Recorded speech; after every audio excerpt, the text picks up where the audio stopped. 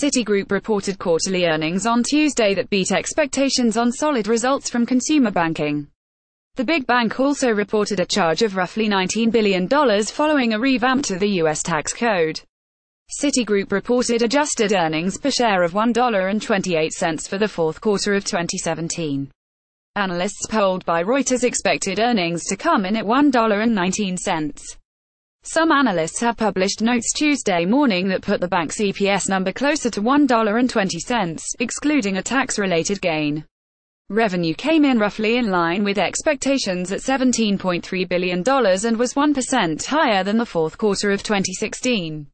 Shares rose 1.4% in early trading Tuesday.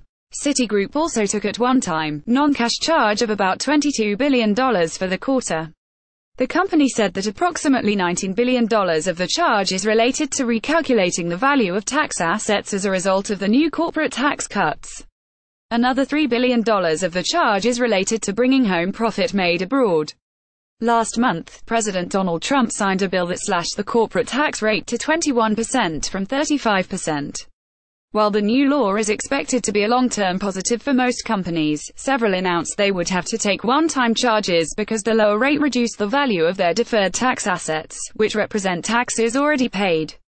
These companies initially recorded their deferred tax assets at the older, higher rate, so the tax cut made those assets less valuable. Without the charges related to tax reform, profit for 2017 was $15.8 billion, a 6% gain from the prior year. Revenue for consumer banking rose 6% in the fourth quarter, to $8.4 billion, and revenue in investment and corporate banking fell 1%, to just over $8 billion. Net credit losses rose 11% in the fourth quarter from the same period a year earlier, to $1.9 billion.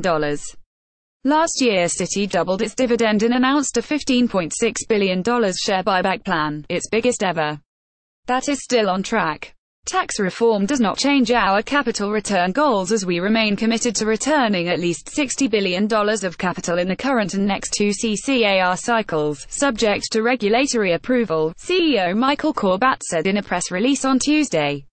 Tax reform not only leads to higher net income and increased returns, but also serves to strengthen our capital generation capabilities going forward, he said.